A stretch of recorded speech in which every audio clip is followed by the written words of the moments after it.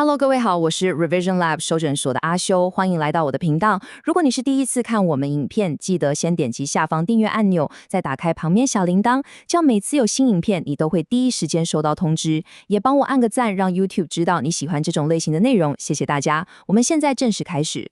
OK， 今天我们要来解析一支演讲哦。说真的，我第一次看完的时候，那个背后是真的有点发凉。这不是什么恐怖片，而是比尔盖茨在2015年，对，你没听错，就是在 COVID-19 席卷全球整整5年之前，就对全世界发出的警告。他当时就说：各位，下一次能造成全球性灾难的不会是战争，而是一场大瘟疫。当时很多人可能觉得，这是不是有点危言耸听啊？结果几年后，我们每个人都为此付出了超级惨痛的代价。所以今天我们就要来深入拆解他当时的论点，看看他到底说对了什么，以及最重要的，他提出的解决方案，我们到底做了没有？好，我们直接切入盖茨的演讲开头。他用了一个非常聪明而且画面感超强的比喻。他说，在他小时候，也就是冷战时期，全世界最害怕的东西是什么？就是核子战争。这对我们这个世代的人来说可能有点遥远，但在当时那种恐惧是日常的一部分。大家担心的是那种洲际飞弹，不知道什么时候会打过来。所以你看哦，家家户户的地下室可能都备有像这样的桶子，里面装满了罐头食品啊、饮用水啊，准备随时要避难。这是一个非常具体、你看得见的威胁，对吧？你知道敌人在哪，你知道要防御的目标是什么。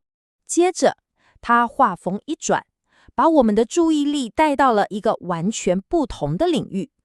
他说，今天对人类文明构成最大威胁的，不再是那些巨大的核弹头了，而是像这样我们肉眼完全看不见的病毒。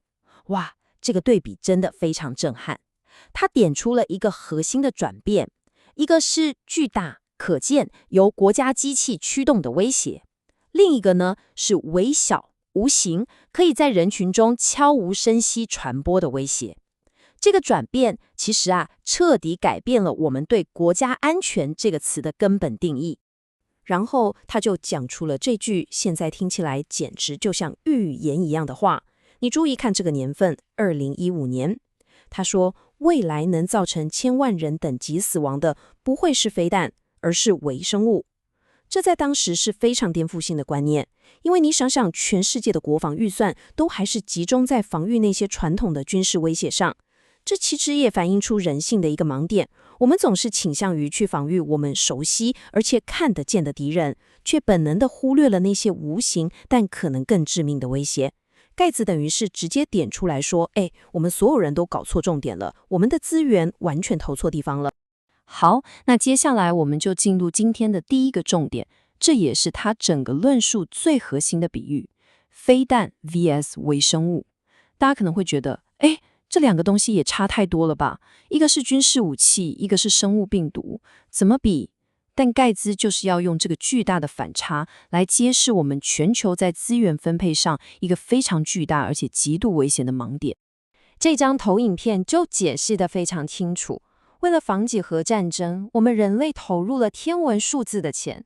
我们有训练精良的军队，有遍布全球的情报网，有最先进的卫星侦测系统，还有各种国际条约来进行下逐，对吧？但反过来看，为了阻止一场全球大瘟疫，我们投入多少钱？盖茨说，少得可怜。我们几乎没有建立一个全球性的、可以快速反应的防疫系统。这就好像什么？就好像你知道家里可能会失火，但你花大钱买了一大堆防盗的锁跟监视器，却连一支最基本的灭火器都没有准备。这个资源错配的问题真的非常非常的严重。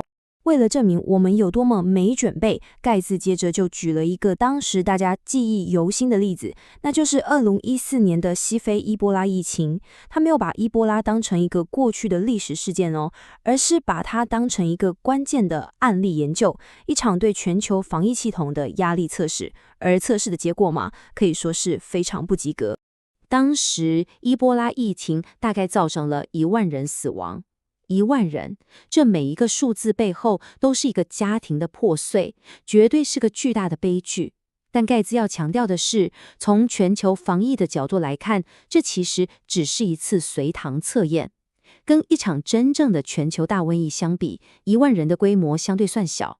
重点是，就算只是处理降规模的疫情，我们的表现都已经是一团乱了。所以问题就来了，到底当时我们在应对伊波拉的时候，哪个环节出了错？是反应太慢吗？还是资源不够？盖茨给出了一个更根本也更令人震惊的答案。他说，问题的根本并不是我们有一套系统，只是这套系统运作的不够好，效率有点差。如果是这样的话，那还好解决嘛，我们只要去优化它、改善它就好了，对吧？但现实比这个还要糟糕得多。重点来了，他说我们根本就没有系统。这句话真的非常关键。当时的状况是，全世界根本没有一个统一的指挥链，没有一套标准作业流程，没有一支可以随时出动的专业队伍来应对这种突发的疫情。所有反应都是临时拼凑，各自为政的。这就像一支球队要上场比赛，结果没有教练，没有战术，大家就凭感觉乱踢一通。你想想，面对伊波拉这种等级的对手，下场可想而知。他接着就点出了几个关键的失落环节。你看哦，我们没有一支能随时出动的防疫特种部队，也就是流行病学家。资讯传递慢得像上个世纪。天哪，居然还在用纸本作业，等你报告送到，疫情都不知道扩散到哪里去了。医疗团队都是临时凑的，更别提有人去系统性的分析说，到底哪种治疗方法最有效？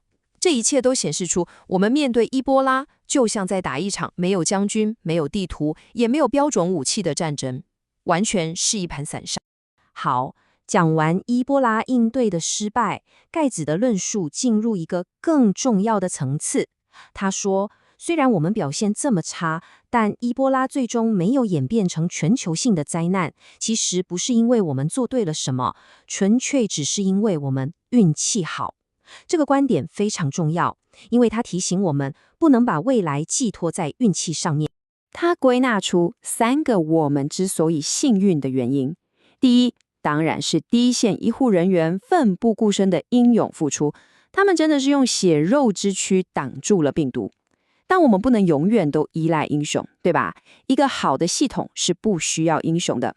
第二，这是最关键的科学因素，伊波拉病毒的特性，它不是透过空气传播，而且通常病患要到病重卧床不起的时候，传染性才最强，这就大大限制了它的传播能力。第三点，他说这纯粹是运气，那就是疫情没有在主要的大城市爆发开来。如果当时病毒是在一个人口稠密的都会区扩散，那后果真的不堪设想。接下来这一点超级重要，盖茨做了一个非常关键的思想实验，让我们想象一下，如果下一次的病毒特性跟伊波拉完全相反呢？如果它能透过空气传播，像流感一样，如果感染者在自己感觉还很健康，还能正常上班、搭飞机、逛市场的时候，就已经具有高度传染力。如果疫情的爆发点是在一个像纽约、伦敦、东京这样的国际交通枢纽，你想想，这3个条件加在一起，根本就是一场完美风暴的公式啊！而几年后的 COVID-19 几乎就符合了所有这些条件。这也是为什么这段演讲现在回头看会让人毛骨悚然。为了让大家理解这种完美风暴病毒的威力，盖茨引用了历史上最著名的案例1918年的西班牙大流感。那场疫情在全球造成了超过3000万人死亡。他用模型展示，在今天这个全球化、人员流动极度频繁的世界，一个类似的病毒传播速度会快得非常惊人，可能在短短几个礼拜之内就能瘫痪全球。3000万。这不是一个科幻电影的数字，这是真实发生过的历史，是我们不能忘记的教训。OK， 分析完问题的严重性之后，盖茨并没有停在制造恐惧，他花了演讲后半段大量的时间，提出了一套非常具体可行的解决方案，他称之为微生物作战计划。这个用词非常有意思，它就是要我们用备战的思维和规格来准备下一次的大瘟疫。它的核心概念其实很简单，军队有常备军，有后备军，有快速反应部队，有精密的后勤系统，还会定期举办所谓的战争游戏 （War Games） 来进行各种状况的演习。我们为什么不能把同样的逻辑应用在公共卫生领域呢？我们需要建立一支防疫的军队。于是他提出了这个5点计划，我们来逐一拆解一下。第一，在贫穷国家建立强健的基础卫生系统，这不只是人道援助哦，这更是全球安全的前线哨战。因为新的病毒最有可能在这些地方出现，如果他们有能力在第一时间发现并控制住，就能保护全世界。第二，建立一支医疗后备部队，就像军队的后备军人一样。这些人平时有自己的工作，但都受过专业训练，一旦有状况，国家就可以马上征召他们投入防疫工作。第三，让医疗专家和军队合作，这点超级聪明哦，就是要借重军队强大的后勤、运输和组织能力。医生负责治病，军人负责把物资和人员快速送到需要的地方。第四，定期举办病菌游戏 （Germ Games）。这点真的太重要了，我们要透过大规模的模拟演习来找出我们防疫体系中的漏洞，而不是等到真的疫情来了才付出惨痛代价。第五，也是最根本的，就是大力投资在疫苗和快速诊断工具的研发上。我们必须缩短从发现新病毒到开发出有效疫苗的时间。这5点其实就是一个非常完整的国家级甚至是世界级的防疫蓝图。最后，盖茨提到了最现实的一点，钱。要做到上面说的这5点，肯定要花不少钱。很多人，特别是政府官员，会觉得这是一笔巨大的成本。但盖茨要扭转这个观念，他说：“你搞错了，这不是成本，这是一项报酬率极高的投资。”他引用了世界银行的估算，如果一场严重的全球流感爆发，将会对全球经济造成超过3兆美元的损失。3兆美元，这个数字大到你很难想象。3兆美元是什么概念？这比很多已开发国家一整年的 GDP 还要高。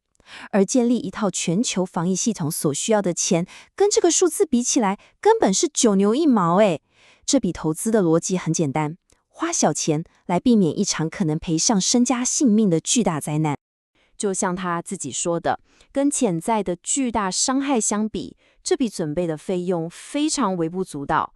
他认为这绝对应该是所有国家政府的优先事项。从经济学的角度来看，这可能是人类能做的最划算的一笔投资了，真的。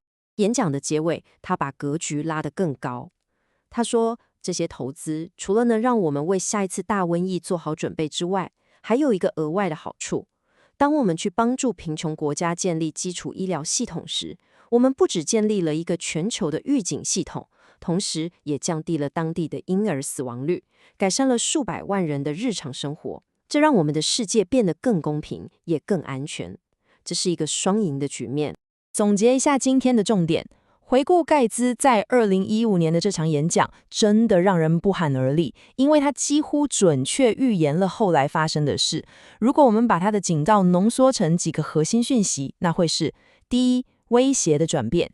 全球最大的威胁已经从可见的军事冲突转变为看不见的微生物。第二，系统的缺位。我们之所以脆弱，不是因为系统不够好，而是因为我们根本没有一个全球性的防疫系统。第三，备战的思维。我们必须用准备战争的规格、决心和资源，来建立一套包含早期预警、医疗后备军、军民合作、实战演习和科技研发的完整防疫体系。而这一切不是开销，而是对人类未来最重要的一笔投资。这场演讲在2015年发出警告，5年后，世界经历了 COVID-19 的考验。这个终极问题留给荧幕前的每位观众思考。在付出惨痛代价后，我们现在真的准备好了吗？今天的内容就到这边。如果你觉得这集有帮助，记得马上点赞、加订阅、加开启小铃铛。我们正在冲订阅，需要你的支持。我是阿修，我们下次见，拜拜。